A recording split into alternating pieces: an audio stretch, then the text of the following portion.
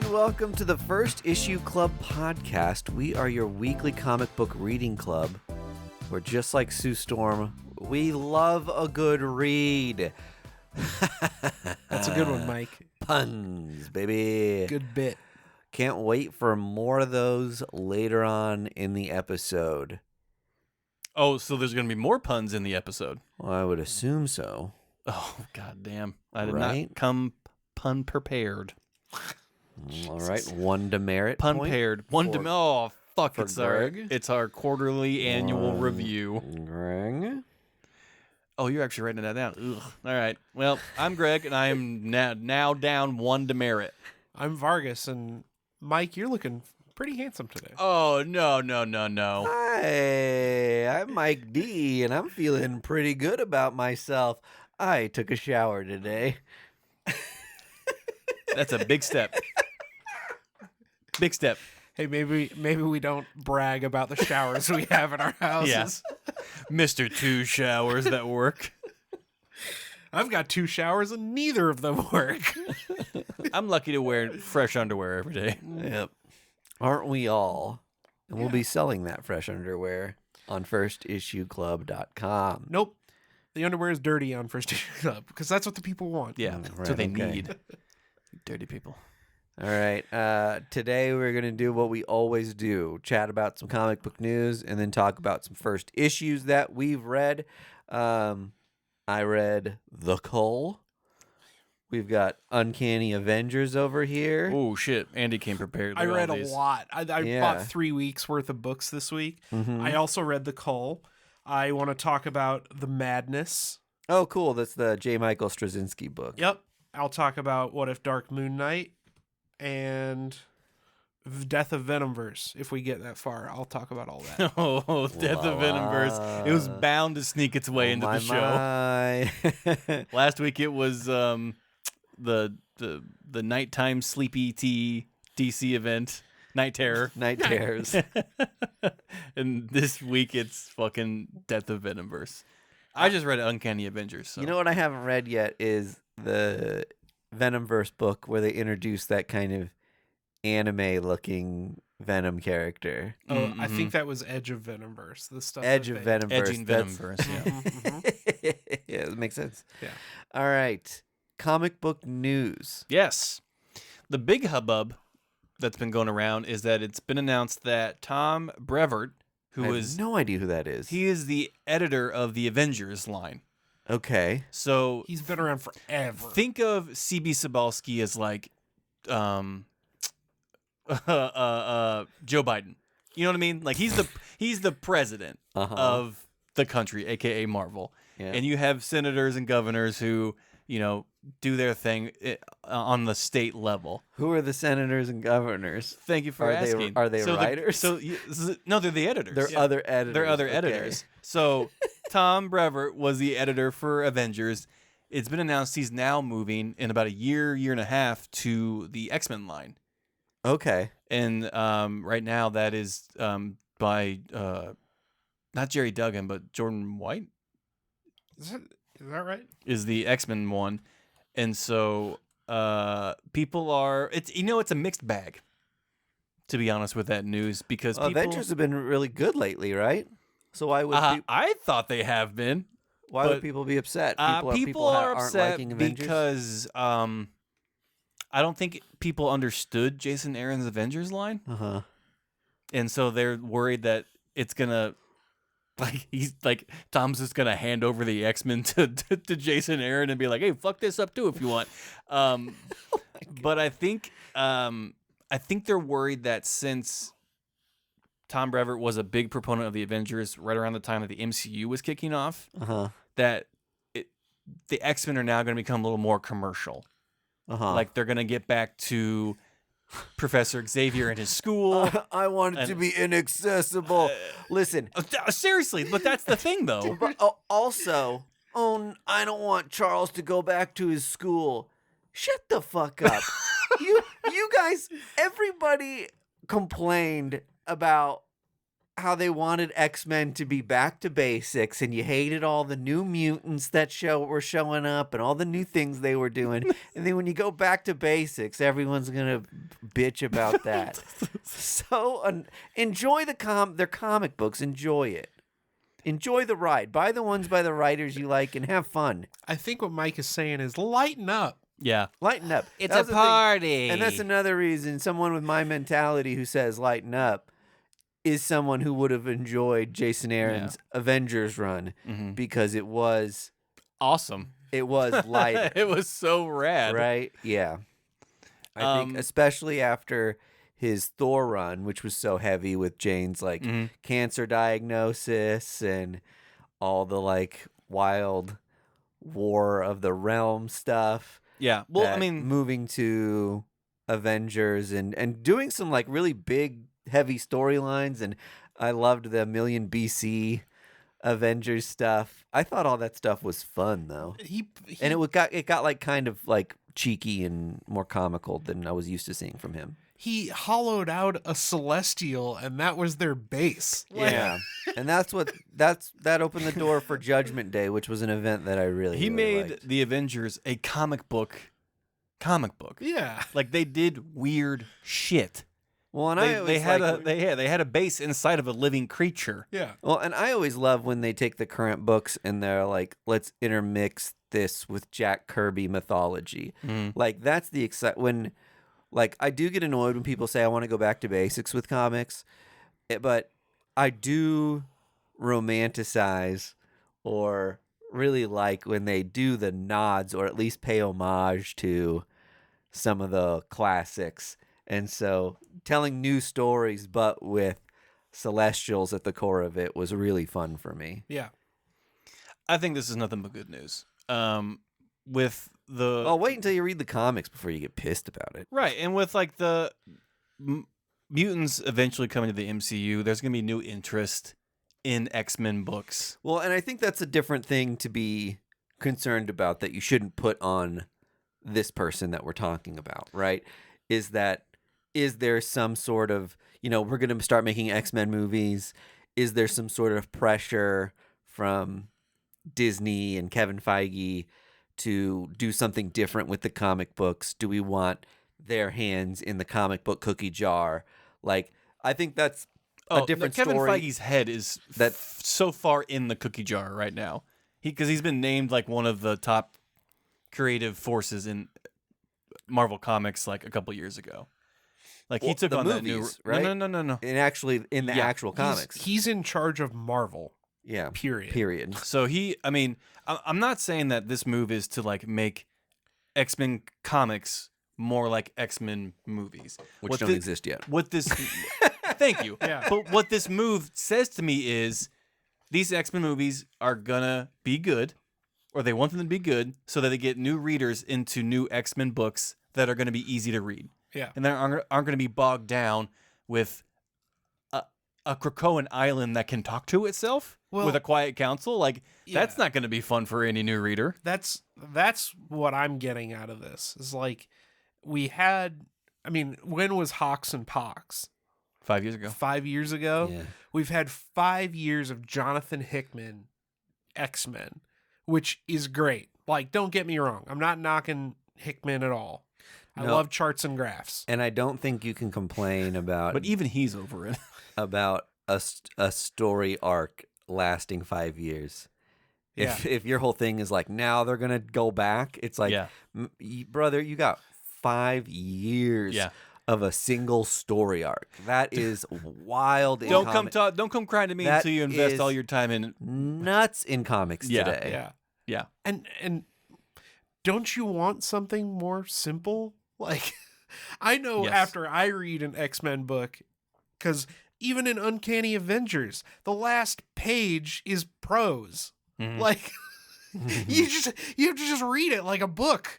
That's not what I want. Well, and the first half of it is explaining what happened at the Hellfire Gala. Yeah. So we've had 5 years of that stuff. If because Tom moves to the X-Men line, if we end up getting, Jean Grey likes Wolverine and Cyclops, what's she gonna do? Yeah. Like, Drama. okay, fine, right? Bring back the school. Still let them have a threesome, though.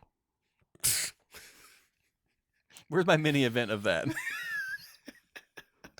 Anyway, that was the big scuttlebutt online, is that Tom was going over the X-Men. No, we're not gonna do that one. Who is Captain Krakoa? We'll do that later in the episode when we actually cover the comic book. X-Men.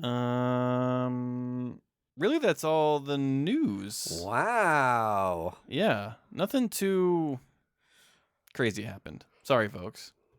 I know you come here for hot breaking, steamy, week-old news, but we are out of it. That's okay. All right. I read a lot of comics. Yeah, anyway. let's get into what we do best then. You guys go first, and I'll butt in. Nerd out about comics. So I'm a huge Kelly Thompson fan. Big believer in Kelly Thompson from what? Big believer. She's a real underdog. I believe in Kelly Thompson. I think everything she puts out is going to be good. I think this Tom King guy has something. I've been proven right. So when she's got a new book coming out, I probably ordered like a ton of covers for the Cull. Beautiful A cover. Look at that if you're on the video. Yeah, it's good stuff. Okay, so out of the way, Kelly Thompson's one of my favorite writers. We got to talk about I think the first conversation you got to have about this book, though, is the art. It's bananas. It is almost too distracting how good it is.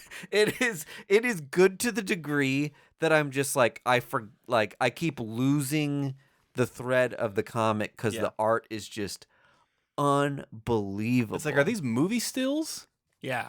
And so I read it digitally and on a screen backlit too. The details are just out of this world, and the lighting and coloring is completely bonkers. I wanted to highlight I think it's page 3 and 4, how there's just no dialogue, but you get everything you need out of these pages. Like it is the definition of showing, not telling. Yep. Just absolutely incredible. And like Greg said, I mean, this stuff looks like if you stand back, that could be a picture.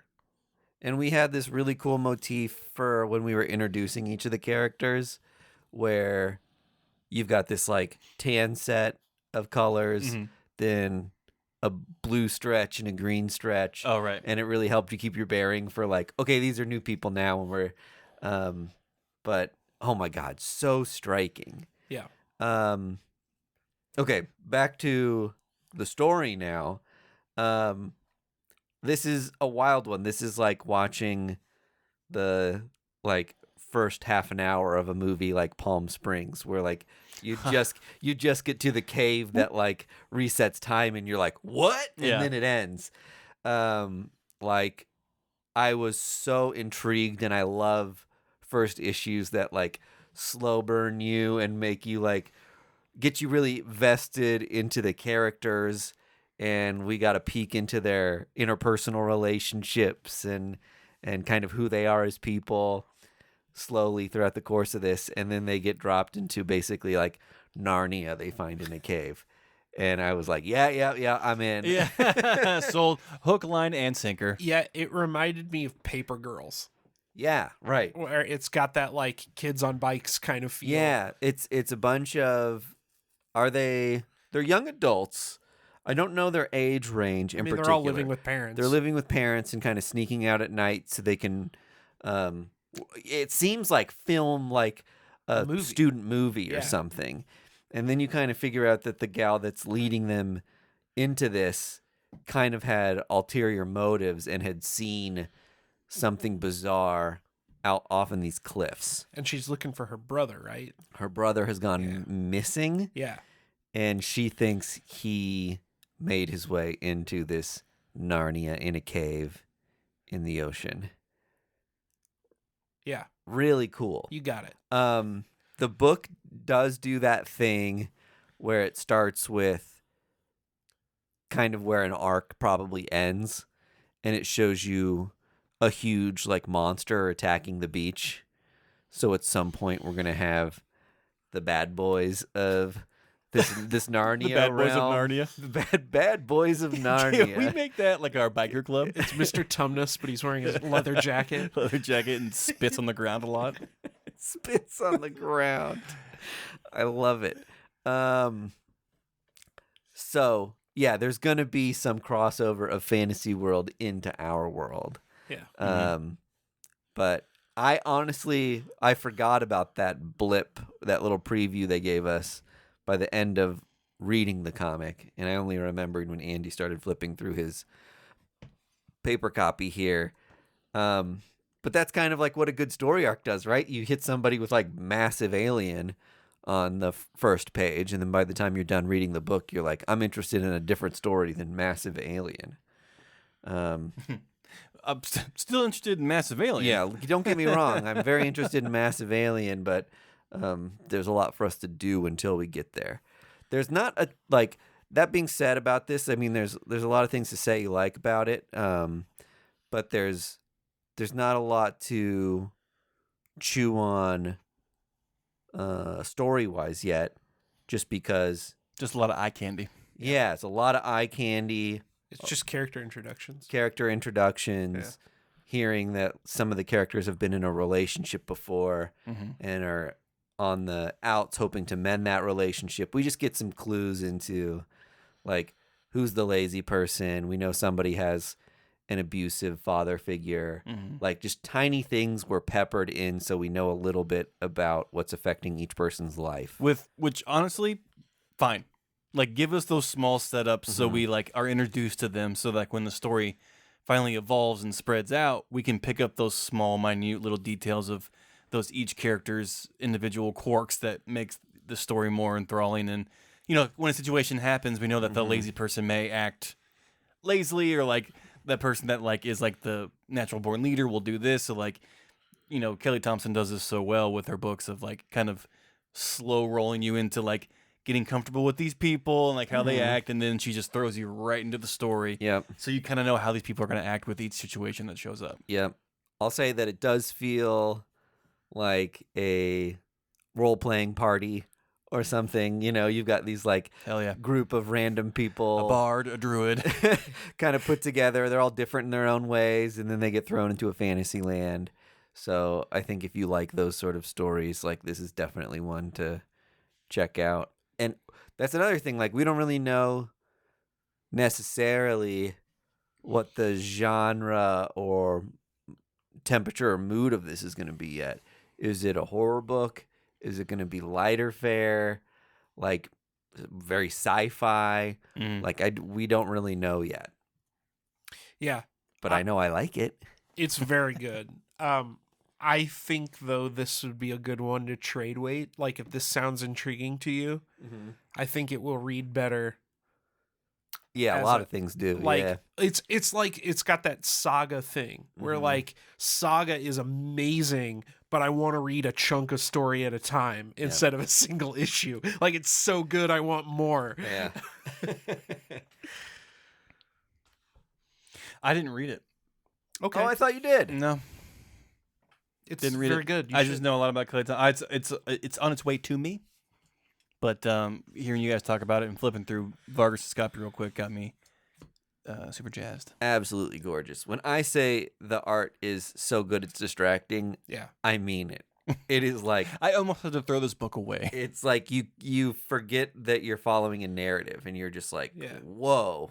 Yeah. Like all I can think about is how crazy this looks. The thing that caught my eye was, again, on the first, like, third and fourth page, there's, like, she's, like, holding a picture or something in her hand, and, like, she's got, like, chipped fingernail polish. I noticed that, too. It's, like, you know, you can see, like, the scars on her arm from where she was cutting, and it's, like, it's that kind of, like, attention to detail that makes you feel like you're watching a movie or a show instead of reading a comic book.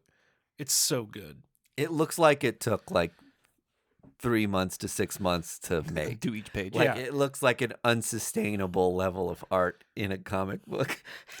Yeah, it looks like if you had an AI that perfectly generated comic book art. right. Hands That's aren't huge. yeah. You have like 7 digits. That's what it looks like. You did you went out and took very dramatic photos of each panel and then had AI come in and make them look like a little painterly and artistic. Yeah.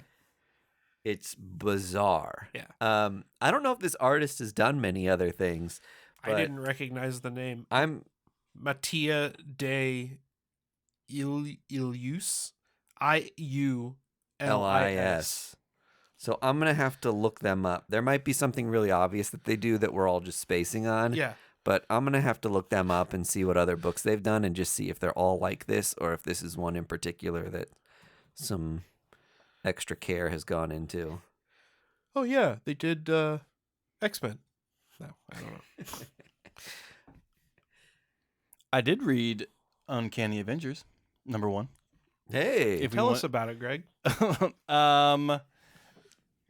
It is basically the fallout from Hellfire Gala 2023, where all of the mutants are kicked off of Earth, and a new team is formed. based on who was just left alive, who escaped the wrath. Is that right? So there are mutants who went against Professor X's mind message and didn't go through the portals. And so now Orcus is rounding all those people up and shipping them to Mars.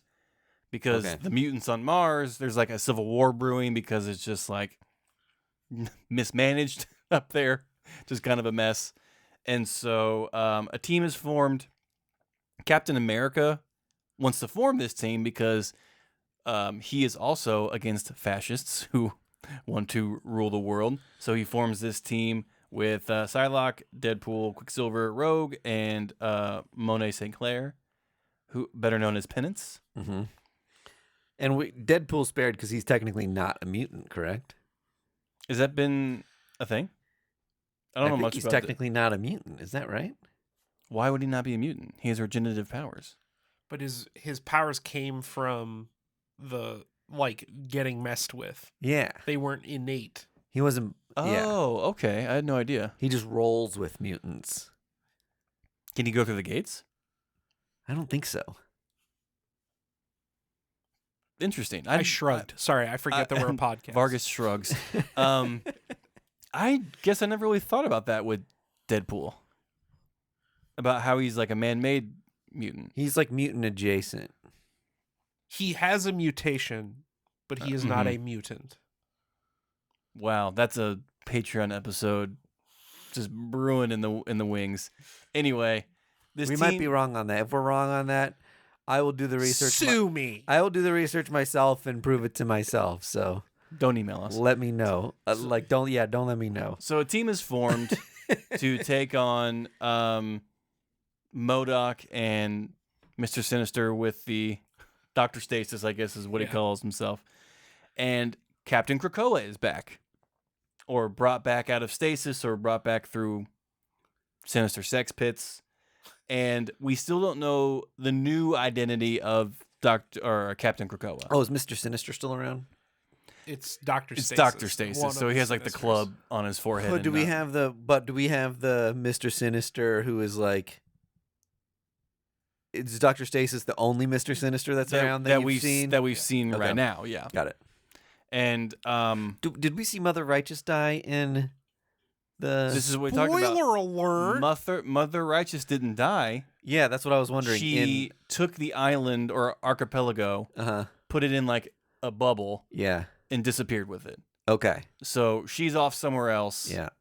With this land of something. So the Sinisters, for anyone who's not reading X-Men, Mother Righteous is. Do you see why they're switching editors? A clone is like one of the 4 Sinister clones. Yeah. That is out in the Marvel world today, and she's a woman. We haven't really gotten clarity on like why. Yeah. And Dr. Stasis and MODOK are the ones who put the kill switch inside the medicine that Krakoa was making. Yeah. That doesn't make it safe for humans anymore. Right. And so that's what I think is happening with the fall of X. The safety pills are going away. I don't think we're going to have eggs anymore, so no more resurrections. Like, Krakoa's gone. So they're slowly weeding out all of the Hickman stuff. Yep. And I have in front of me a list of... Is egg going to stay egg, or is he going to go back to gold balls? He's just going to be called balls. Just old balls. That's another thing that I'm just like, do I even bother trying to explain that? Or he dies, you know? Yeah, right. He dies a noble ball death. Let's see if we ever get egg back. And so in front of me, I have a list of who the potential Captain Krakoa's could be. Do we want to give background on the Captain Krakoa stuff we caught up on before? So the Captain Krakoa is like the mutant version of Captain America. It's like their superhero that is like the representative for mutant kind. Yeah, they're like flagship hero. And it was originally... It's the Chester Cheeto to Cheetos. Yeah, it was originally Cyclops. And he was introduced because Cyclops died a very public death. Mm-hmm. And the world at large didn't know that X-Men had found out a way to resurrect themselves. Yeah. So he couldn't come back as Cyclops. He had to change his right persona to Captain Krakoa. Mm-hmm. Kind of a Milli Vanilli situation. That's what we know about Captain Krakoa up until now. Right. And in the beginning of this Uncanny Avengers, Dr. Stasis and MODOK are seen bringing this person back. We don't know who it is. The top runners for who... They brought him back. Okay, Yeah. that's Yes. not something I knew. Yes. So they've been working That's on why it. I was asking about like what Mr. Sinister. Yeah. Okay. So the number... So here's some of the top ones. John Walker, U.S. agent. Sure. Which is kind of the Dollar General Captain America. Great value cap. So it makes sense that they would use him and manipulate him to become Captain Krakoa. Sure. Another one is Hydra Supreme Commander Steve Rogers. Oh, I love that. Mm. Bring back Nick Spencer's evil cap. Yeah. Hail Hydra. This was, if you remember when we first started, we speculated that this was going to be a Steve Rogers clone because the X-Men brought him back during Axe. Yes. Yeah. So it makes sense. So they still theoretically should have his like DNA and juices and be able to make other copies of Captain America. Yeah. And knowing Sinister, he's probably had all that info downloaded into whatever, Right. Laboratory that he has offsite. So when we say we're making an evil Cap, it'd be very similar to Nick Spencer's Captain America run, but it might be a little more of like a Bucky Barnes situation, but with Steve Rogers, wherein they've molded his mind to be a tool for them. Yeah. Right. Which I think kind of fits well into the typical like Captain America motif of using people as tools. And Yeah, because wouldn't it be awesome if Captain America ultimately has to have a fight to the death with himself? yeah, That would be righteous. I think that'd be really cool. Another front runner is Nuke I love this one from too. the Punisher series. Nuke famously had the American flag tattoo on his head, Yeah. or his face rather, which was always one of my favorite villain costumes. Another one, William Burnside, who I guess is known as the Commie Smasher. Oh, yeah, he was Captain America 2. Like while Cap was frozen. Yeah, That's right. Yeah. everyone. So it sounds like a lot of these are Captain America adjacent. Yeah. Like people just expect it to be from Cap's world. And I think that's really all that, yeah. Is it made clear that it's not a Scott Summers clone? So everybody in this book is assuming that it's Cyclops. Yeah. He in one scene flies into the punishment pit or whatever it's called on Krakoa Yes. and rescues some people, and they refer to him as Cyclops. But he says something along the lines of, "That name is dead. I'm Captain Krakoa." So he doesn't like confirm or deny. Yeah, whether he's Scott Summers, but he's like, don't call me Cyclops. Don't call me Cyclops. Yeah. There's also another telling line where MODOK says, "Let's get this man a uniform," which is similar to T'Challa says in the movies where it says somebody get this man a shield when he's referring to Steve Rogers. I don't know if they're kind of cheekily trying to let the reader in on who the identity of the person could be, but anyway, it's fun to speculate. My money's still on Steve Rogers clone. Definitely Steve Rogers. I'm hands down Steve Rogers clone. Yeah, because why wouldn't you want a Steve Rogers versus Steve Rogers battle at the end of this Uncanny Avengers? And it would be very Mr. Sinister to like take the super soldier serum outcome and make it better. Because Captain Krakoa can fly and he's whatever. There's a really insane scene at the end of issue 1 of this where he's fighting Captain America and like some shit really hits the fan. So yeah, I love all of those. I think it'd be super fun to see Nuke show up because I love Nuke. He's a great character. Yeah. And so that's Uncanny Avengers in a nutshell. I thought it was good. Jerry Duggan blew it out of the park. Yeah. I think they're trying to set it up now and get us comfortable with Avengers and X-Men working more hand in hand, since basically all of their defenses in their homes are gone. They're going to need more friends than enemies now. So I do like that they referenced the first Unity Squad too.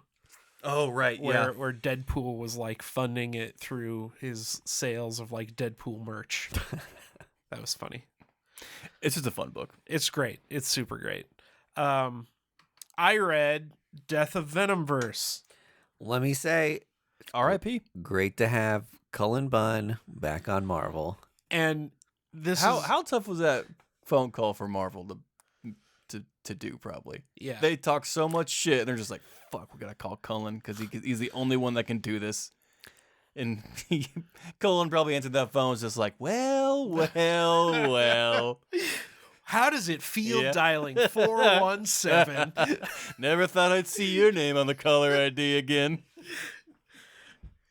Which we're huge Cullen Bunn super fans over here. Yeah. So nothing but W's on this side of the fence. Yeah, y'all. We love Cullen Bunn. And we're kind of referring to, there was a moment in time wherein it was alluded to online. He stated that Marvel made a pretty blunt phone call to him and we're like, we're done with you. We're not in the Cullen Bunn business anymore. That's what they said. I hope he makes a shirt and just wears that.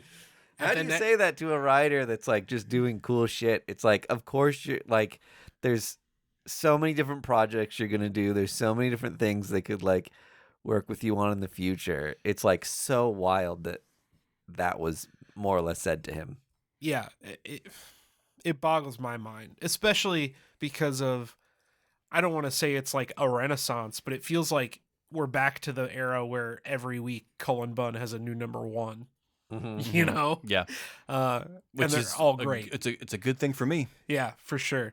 Bad thing for my bank account, but it's a good thing for comic fans.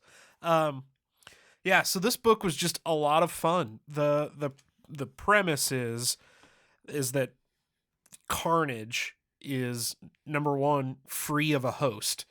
It's just Carnage without Cletus Cassidy, and he's like universe hopping. Yeah.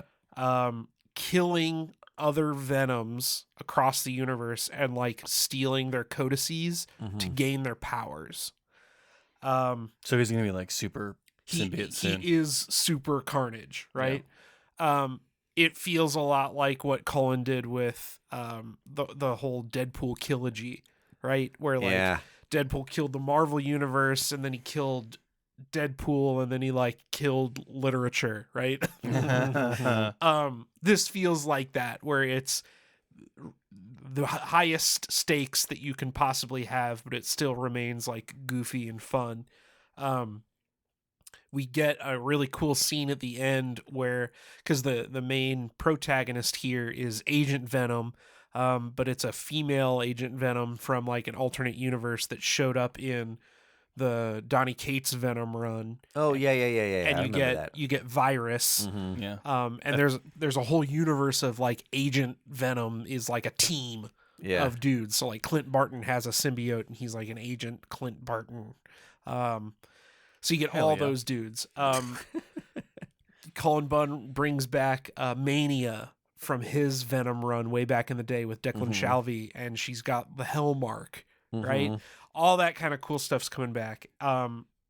It's just a great book. Super, super fun. If you're a Venom fan or a Cullen Bunn fan or both, you'll find a lot to enjoy in this book. Hell yeah. Okay. That's it. That's no, it. That's great. We talked about this when we first dropped the news that Death of the Venomverse was coming. It's just like, a fun, hokey, blockbuster summer event with Cullen Bunn attached to it. You're just like, oh shit. Okay, hold on. Like, this may be fucking awesome. Yeah. When I first heard just the title of it, I remember thinking, your eyes rolled in the back of your head. Yeah, I was like, another Spider-Verse, Spider-Geddon sort of like take-off spin thing. Like, we're just doing Spider-Verse back to back to back to back over and over again. Yeah. And so I was a little bit like, oh my God, this thing. But Edge of Venomverse issues were very fun. And so I think the tonality of that made me a little more excited for this. Yeah, the Symbiote 6. Oh boy, that's so fun. It's just a blast. Yeah, it's just a fun comic book. What else was I gonna say about it? Oh, one of the symbiote things that I really enjoyed recently was making Liz Allen. I think Misery was the name of the symbiote she had. Yeah.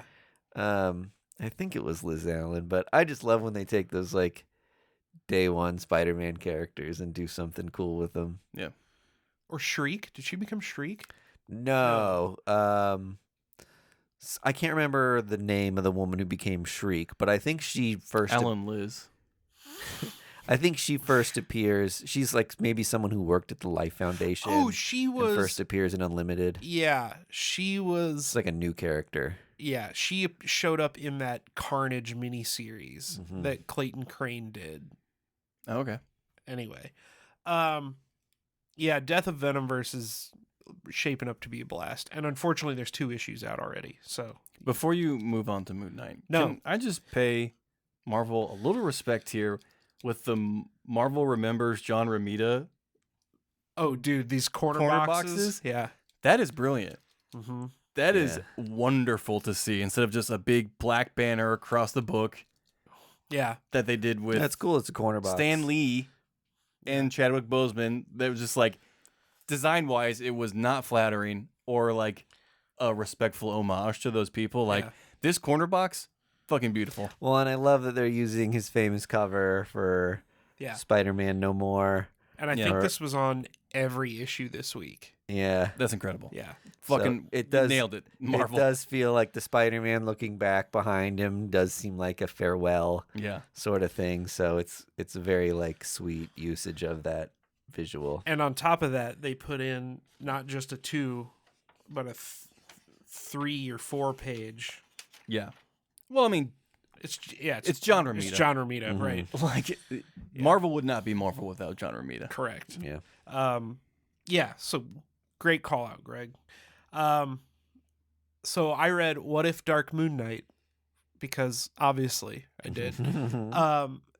This is a what if book, and the first cool thing they did is it's not told from like the Watcher's perspective or some omniscient whatever third person. It's told from Khonshu. Khonshu tells the story of this alternate universe, which is cool.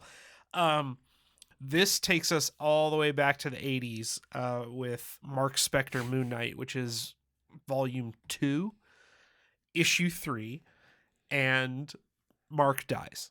That's the kickoff. What's cool is that Marlene, his love interest, swears off Khonshu and says, you could have saved him, whatever, and finds a statue of Ra, and instead becomes devotes herself to the sun god. And becomes Luminary.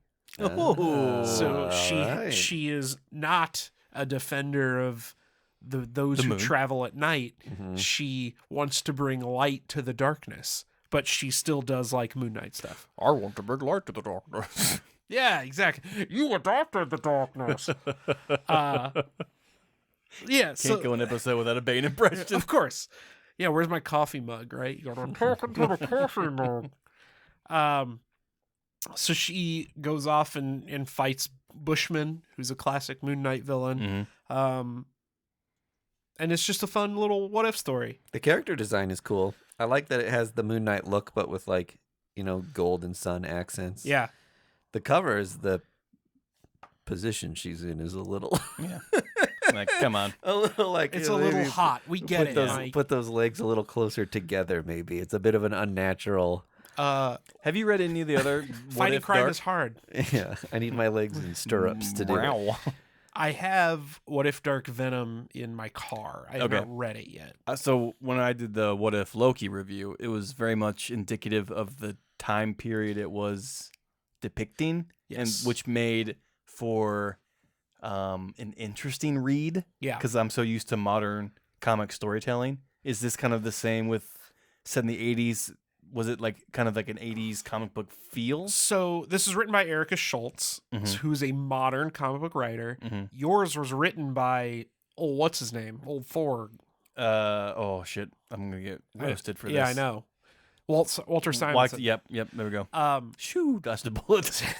So she, because the book like literally spins off of like it's like, what if this scene happened differently? Mm-hmm. So it's written in the style, but with modern flair. Thank God. Yeah.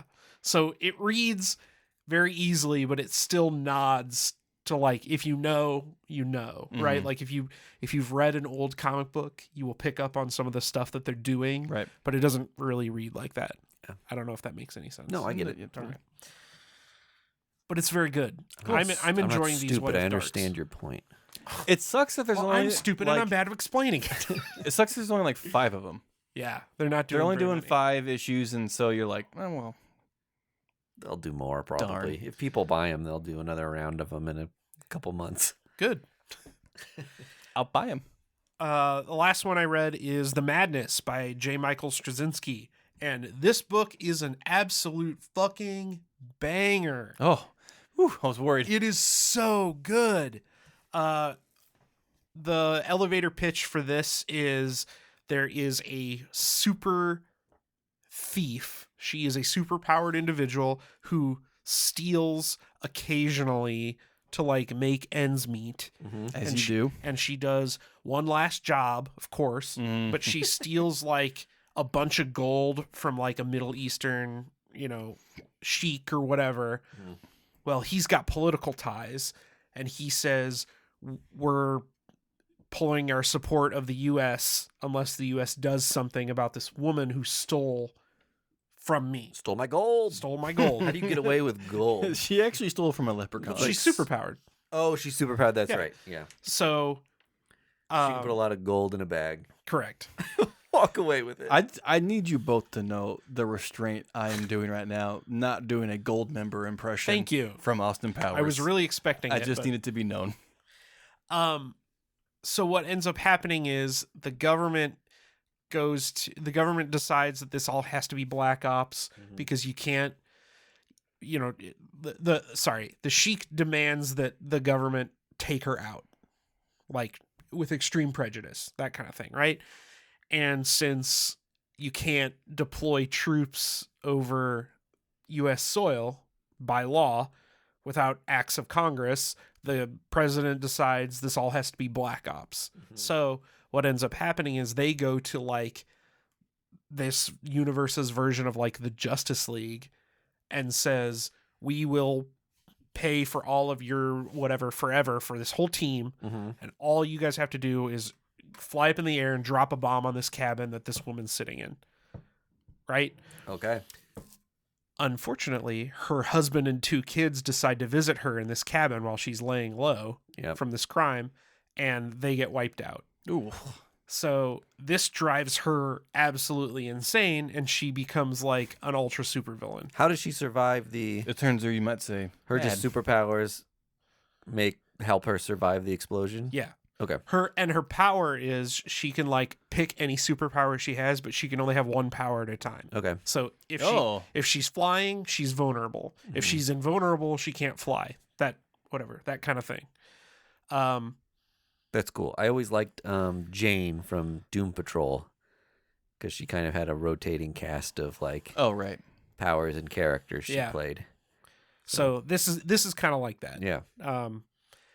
So the end of the book ends with her starting to hunt down who did this to her because she doesn't know what happened. Okay. So ultimately, this is going to culminate in and that makes her a villain. Well, she's like an anti-hero, right? Punisher type. She's the Punisher. I was going to say like that's like almost like the Punisher. Story. Yeah. Is she like a national of any country? Yeah, she's a U.S. citizen. She's a U.S. citizen. Yeah. Okay. I was gonna say I didn't know if there was some other like political thing that it was like. No, the political thing I think was just a hook to like the government can't do anything about it, so they have to go to the Justice League or whatever it's called. Okay. But super cool. They set up this whole like Justice League team, and they've all got pretty unique looks and powers and motivations, and her look is super unique. There's a whole like design thing at the end. Oh wow, yeah, that's awesome. They all look great. Agent X9. It was super fun. I really got into like the political lean and like why this one unfortunate like heist that she went on like really ended up being her downfall. Yeah.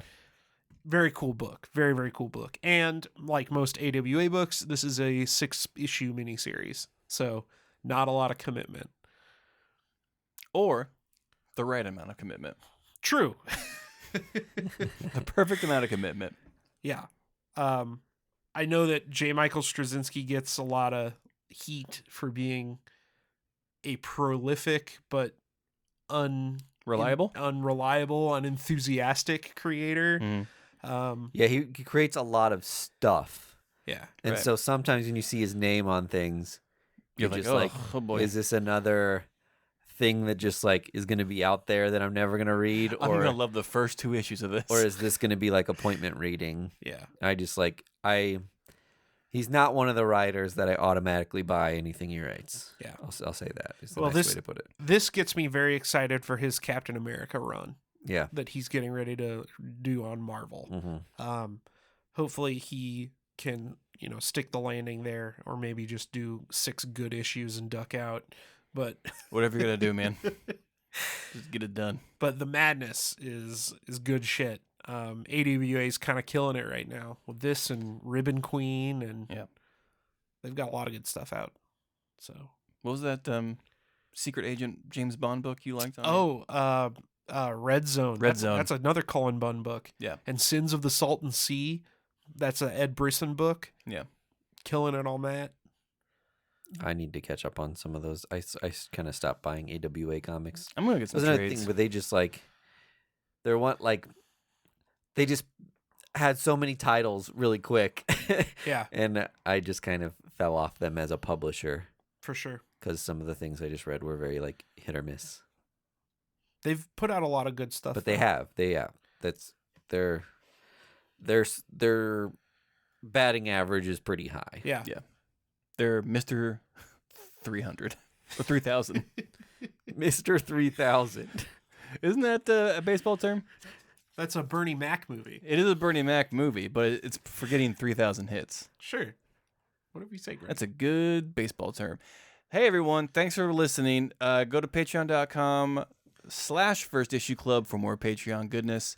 If you are in the Kansas City metro area, TowerCon is coming directly to you September 23rd, I believe. 22nd, 23rd. We'll be there. We'll be doing a live episode. So I don't know if I knew that. Yeah, surprise. Okay. We'll be recording there.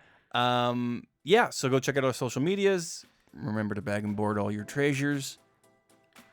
See ya. Bye. First Issue Club is edited and produced by Mike DeStacy, Greg Lichtag, and Andy Vargas. Follow us on social media at First Issue Club, and check out our Patreon for videos, audio, and more at patreon.com/First Issue Club.